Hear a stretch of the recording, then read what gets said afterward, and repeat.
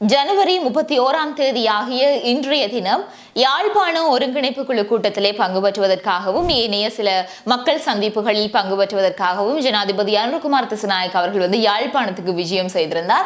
இந்த நிலைமையில இன்றைய தினம் பாத்தீங்கன்னு சொன்னால் இந்த ஒருங்கிணைப்பு குழு கூட்டத்திலையும் பங்கு பெற்று அதன் பின்னராக வல்வெட்டித்துறையில் நடைபெற்றுக் கொண்டிருக்கக்கூடிய மக்கள் சந்திப்பிலையுமே அவர் பங்கு பெற்றிருக்கின்றார். இதுல பல வாக்குறுதிகளை பல முக்கியமான வாக்குறுதிகளை அவர் மக்களுக்காக கொடுத்திருக்கிறார். அதே சமயம் புலம்பெயர்ந்த மக்களுக்கும் ஒரு அழைப்பொன்றை விடுத்திருக்கிறார். அது என்ன விடயம் என்பதை எல்லாவற்றையுமே நாங்கள் விரிவாக பார்க்க போகின்றோம். அதனையும் தாண்டி ஜனாதிபதி வருகின்ற சமயத்திலே வேலையில்லா பட்டதாரிகளுக்கான போராட்டம் முன்னெடுக்கப்படும் அப்படின்னு சொல்லியும் சொல்லப்பட்டிருந்தது. அவர்களுடைய போராட்டம் எவ்வாறு சென்றது, அதனால் அவர்களுக்கு ஏதாவது தீர்வு கிடைத்ததா என்கின்றவற்றையும் நாங்கள் இந்த காணொலியில் பார்க்க போகின்றோம். வணக்கம், நான் உங்கள் சங்கவி.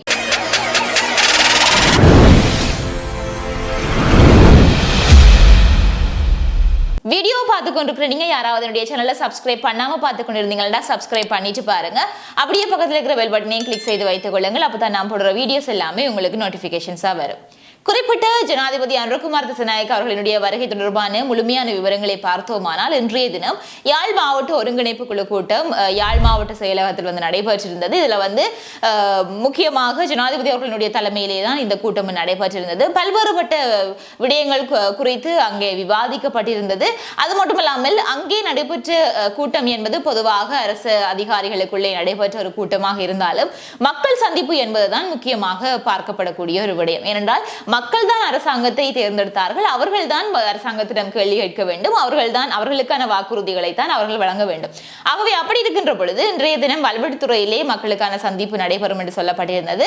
அந்த சந்திப்பும் நடைபெற்றது. அதிலே பல்வேறு விதமான முக்கியமான வாக்குறுதிகளை அவர் அளித்திருக்கின்றார். குறிப்பாக இந்த அரசாங்கத்தை அவர் வர்ணிக்கின்ற பொழுது, அதாவது எங்களுடைய அரசாங்கம் எப்படியான ஒரு அரசாங்கம் என்று சொல்லி அவர் வர்ணிக்கின்ற பொழுது மக்களின் பிரச்சனைகளை தீர்ப்பதற்கான மக்களினுடைய அரசாங்கம் என்கின்ற ஒரு விடயத்தினை அவர் மீண்டும் மீண்டுமாக அந்த இடத்திலே வலியுறுத்தி இருந்தார். குறிப்பாக மேல்மட்ட ஒரு ஆட்சி கிடையாது. வளமையாக இருந்த நாட்டில் இருந்த ஆட்சி எல்லாமே மாமன் ஜனாதிபதி, மருமகன் ஜனாதிபதி, சகோதரன் இருவருமே ஜனாதிபதி, பிள்ளைகளின் ஜனாதிபதி, இவ்வாறாக மாறி மாறி குடும்பங்களுக்குள்ளேயே நடைபெற்றுக் கொண்டிருந்த ஆட்சியாகத்தான் இருந்தது. இந்த முறைதான் எங்களினுடைய அரசாங்கம் என்பது வெறுமனே சாதாரண மக்களுக்குள்ளே இருந்து தெரிவு செய்யப்பட்ட ஒரு அரசாங்கமாக இருக்கின்றது என்கின்ற ஒரு விடயத்தினையும் இந்த அரசாங்கம் என்பது ஒட்டுமொத்தமாக மக்களுக்கானதாக மட்டும்தான் இருக்க போகின்றது. அவர்களினுடைய பிரச்சனைகளை தீர்ப்பதற்கானது மட்டும்தான் அப்படி என்று சொல்லி அவர் மீண்டும் மீண்டுமாக வலியுறுத்தி இருக்கின்றார். அதே சமயம் எந்த ஒரு அரசாங்கமும் இதுவரை காலமும் முன்னெடுக்காத ஒரு விடயத்தினை இந்த அரசாங்கம் முன்னெடுக்க போவதாக ஒரு விடயத்தினை குறிப்பிட்டிருக்கின்றார். அதாவது வருகின்ற அக்டோபர் மாதம் ஒரு விழா ஒன்றினை ஒருங்கிணைக்க இருக்கிறதாக அல்லது நடத்த இருக்கிறதாக அவர் குறிப்பிட்டிருக்கின்றார். அந்த விழா எது சம்பந்தமானது அப்படின்னு பாத்தீங்கன்னா எல்லா மக்களையும், அதாவது இலங்கையில் வாழக்கூடிய மொழி, இன, மத பேதம் கலந்து அந்த வேறுபாடு எல்லாவற்றையுமே தாண்டி அனைத்து மக்களையுமே ஒன்றிணைக்கக்கூடிய ஒரு விழாவாக அது இருக்க போகின்றது. அதிலே உணவு, உடை, கலாச்சாரம், அதாவது வளமையாக இந்த உணவு திருவிழா அப்படின்னு சொல்ல நடக்கும் இல்லையா, அந்த மாதிரியாக எல்லாவற்றையுமே அங்கு நாங்கள் காணக்கூடியதாகவும் எல்லா இன மத கலாச்சாரங்கள் என்பன எல்லாமே அங்கு கொட்டி கிடக்கக்கூடியதாகவும் ஒரு பொதுப்படையான ஒரு கலாச்சார நிகழ்வு அப்படி என்று சொல்லியும் அந்த நிகழ்வை அக்டோபர் மாதம் அவர்கள் நடாத்த இருக்கிறதாகவும் அந்த இடத்திலே குறிப்பிட்டிருக்கிறார். அது மட்டுமல்லாமல் முக்கியமாக கிராமிய வறுமையை ஒழிப்போம் அப்படி என்று சொல்லி அந்த இடத்துல அவர் வாக்குறுதி கொடுத்திருக்கிறார். அதாவது கிராமங்களிலே இருக்கக்கூடிய மக்களுக்கு என்னென்ன பிரச்சனைகள் எல்லாம் இருக்கின்றதோ அந்த பிரச்சனைகள் எல்லாவற்றையுமே தீர்த்து கிராமங்களில் இருக்கக்கூடிய வறுமை அனைத்தையுமே நாங்கள் ஒழிக்க வேண்டும். அதிலே முக்கியமாக என்று சொல்லி குறிப்பிடுகின்ற பொழுது, கிராமிய வறுமை என்று சொல்லி குறிப்பிடுகின்ற பொழுது தொழில் வருகின்றது. அதே சமயம் கல்வி, அவர்களுடைய வீட்டு வசதிகள், மருத்துவம் சார்ந்த தேவைகள் என்றது எல்லாமே இந்த கிராமிய தேவைகளுக்குள்ளே வந்துவிடும். ஆகவே தொழில் செய்வதற்காக கஷ்டப்படக்கூடியவர்களுக்கு அதற்கான வாய்ப்புகளை ஏற்படுத்தி கொடுப்பது, கல்வி நடவடிக்கைகளுக்காக உங்களுக்கான அனைத்து வசதிகளையும் அவர்கள் ஏற்படுத்தி தருவார்கள். வெறுமனே நீங்கள் உங்களுடைய பிள்ளைகளை படிப்பியுங்கள் என்கின்ற ஒரு விடயத்தை மட்டும் அவர் அந்த இடத்திலே குறிப்பிட்டிருக்கின்றார். ஆகவே இவ்வாறான அனைத்து தேவைகளும் படிப்படியாக எங்களால் வழங்கப்படும் அப்படி என்று சொல்லியும் உறுதிமொழி வழங்கி இருக்கின்றார். அதே சமயம் அவரினுடைய ஒட்டுமொத்த அந்த பேச்சிலையுமே மக்களினுடைய, அதாவது பிள்ளைகளினுடைய கல்வியை வளர்க்க வேண்டும் என்பது திட்ட தெளிவாக தெரிகின்றது. என்றால் அந்த கல்விக்காக பல விடயங்களை அவர் அங்கே மேலும் மேலும் குறிப்பிட்டிருந்தார். குறிப்பிட்டிருந்தார்.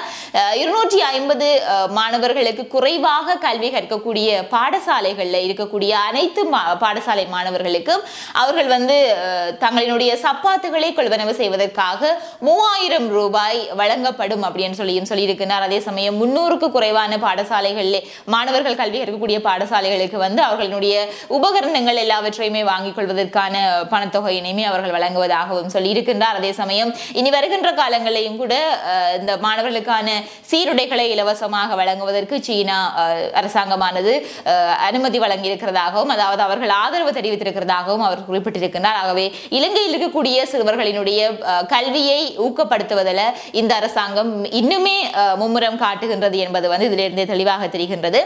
அதே சமயம் உங்களுக்கு தெரியும், இந்த வேலையில்லா பட்டதாரிகளினுடைய போராட்டம் என்பது வந்து அண்மை காலங்களில் மிகவுமே பேசு பொருளான ஒரு விடயம். அப்படி இருக்கின்ற பொழுது அவர்களுக்காக தடை உத்தரவுக்கான மனு தாக்கல் செய்யப்பட்டு மீண்டுமாக அவர்கள் கோஷம் எழுப்பாமல், அதாவது சத்தமின்றி அவர்கள் அமைதியாக தங்களுடைய போராட்டத்தை முன்னெடுக்க முடியும் அப்படின்னு சொல்லி நீதிமன்றம் உத்தரவு கொடுத்திருந்தது.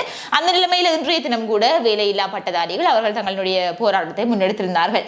அவர்களுக்கு ஒரு தீர்வு கொடுக்கின்ற விதமாக ஜனாதிபதியினுடைய ஒரு வாக்குறுதி ஒன்று, அதாவது வல்வெட்டித்துறையிலே மக்களை சந்திக்கின்ற தருணத்திலே இருந்த ஒரு வாக்குறுதி ஒன்று கிடைத்திருக்கின்றது. என்ன அப்படின்னா, ஆசிரியர் பற்றாக்குறையை நிவர்த்தி செய்தல். எந்தெந்த பாடசாலைகளில் எந்தெந்த பாடங்களுக்காக எத்தனை ஆசிரியர்கள் பற்றாக்குறையாக இருக்கின்றார்கள் என்கின்ற தகவல்களை மட்டும் எங்களுக்கு சொல்லுங்கள், நாங்கள் அதற்கான ஆசிரியர்களை நியமிக்கின்றோம் அப்படி என்று சொல்லி அவர் வாக்குறுதி கொடுத்திருக்கிறார். ஆகவே ஆசிரியர்களை நியமிக்க வேண்டும் அப்படின்னு சொன்னால், ஆசிரியர் பற்றாக்குறை இருக்கின்றது என்று சொன்னால் நிச்சயமாக தற்பொழுது பட்டம் எடுத்து வேலையில்லா பட்டதாரிகளாக இருக்கக்கூடியவர்களிடம் இருந்துதான் அந்த நியமனங்கள் கிடைக்கப்பெறும். ஆகவே அவர்களுக்கான வேலை வாய்ப்பு என்பது இதுல இருந்து ஒரு குறிப்பிட்ட சிலருக்கு வந்து கிடைக்கிறதுக்கான வாய்ப்பு இருக்கின்றது.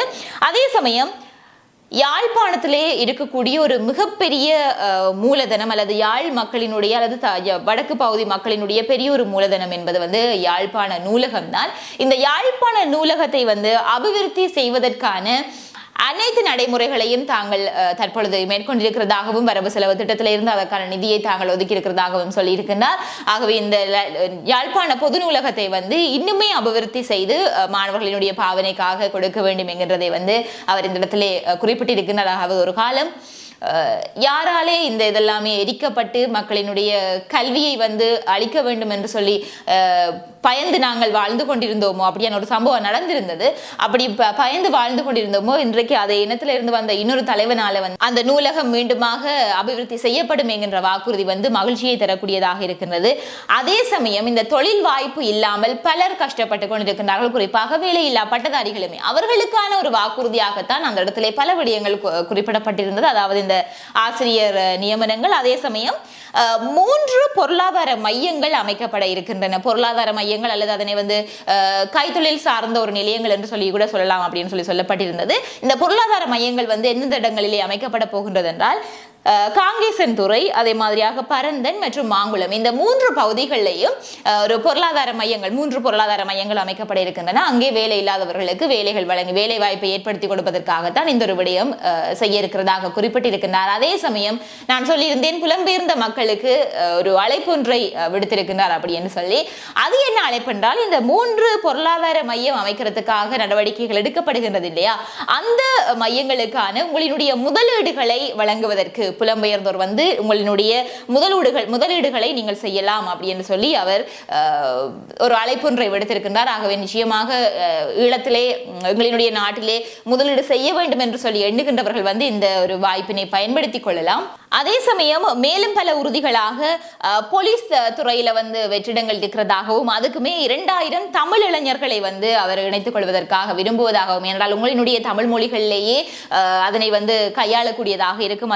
அதே சமயம் அரசாங்கத்துக்கு சொல்லக்கூடிய எந்த ஒரு விடயங்களினையும் உங்களினுடைய தமிழ் மொழியிலேயே நீங்கள் அதனை சொல்லுவதற்கான, அதனை தெரிவிப்பதற்கான வாய்ப்புகளை ஏற்படுத்தி கொடுப்பதற்கான நடவடிக்கைகளையும் அவர் செய்து கொண்டிருக்கிறதாகவும், என்றால் மொழி உரிமை என்பது நாட்டுக்கு நிச்சயமாக தேவை. அது எல்லாருக்குமே தேவை. உங்களுடைய மொழிகளிலேயே நீங்கள் அனைவருடனும் உரையாடக்கூடிய ஒரு நிலைமையை உருவாக்கி தருவதாகவும் அவர் வாக்குறுதி கொடுத்திருக்கிறார். அதே சமயம் முக்கியமான ஒரு விடயம் என்பது இந்த போதைப் பொருள் பாவனையை தடுக்கிறதுக்கான ஒரு முக்கியமான விடயத்தினை அவர்கள் தற்பொழுது மேற்கொண்டிருக்கிறதாகவும் சொல்லியிருக்கின்றார்.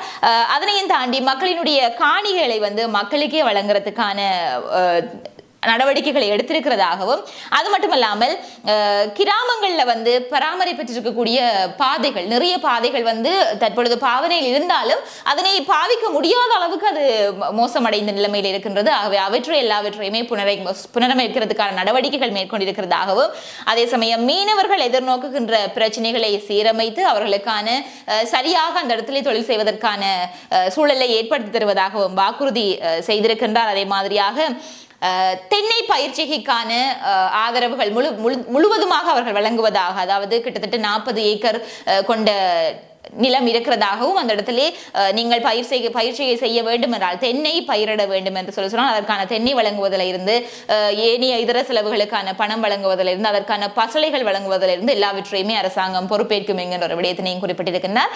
இப்பொழுது நான் சொன்ன விடயங்கள் என்பது சில முக்கியமான விடயங்களை தான் நான் உங்களுக்கு சொல்லியிருக்கின்றேனே தவிர இதனையும் விட பல விடயங்களை அவர் அந்த கூட்டத்திலே சொல்லியிருக்கின்றார். ஆகவே இதனையும் விட இன்னும் பல சந்திப்புகளை அவர் மேற்கொள்ள இருக்கின்றார். இதனையும் விட வேறு கருத்துக்கள் ஏதாவது அவரிடமிருந்து கிடைக்கப்பெற்றால் நிச்சயமாக அவற்றை நான் உங்களுக்கு தொகுத்து தருவதற்கு தயாராக இருக்கின்றேன். அதே சமயம் இந்த காணொலியை நீங்கள் பார்ப்பது மட்டுமல்லாமல் ஏனையவர்களுக்கு நீங்கள் பகிர்ந்து கொள்ளுங்கள், அவர்களுக்கும் இது தொடர்பான விடயங்கள் வந்து தெரிய வரும். அதே மாதிரியாக இந்த காணொலி உங்களுக்கு பயனுள்ளதாக இருந்தால் லைக் பண்ணுங்க. அதை தாண்டி உங்களினுடைய கருத்துக்கள் என்ன என்பதை இந்த காணொலியில் பகிர்ந்து கொள்ள மறந்து விடாதீர்கள். இதே மாதிரியாக மற்றொரு காணொலியில் நான் உங்களை சந்திக்கிறேன்.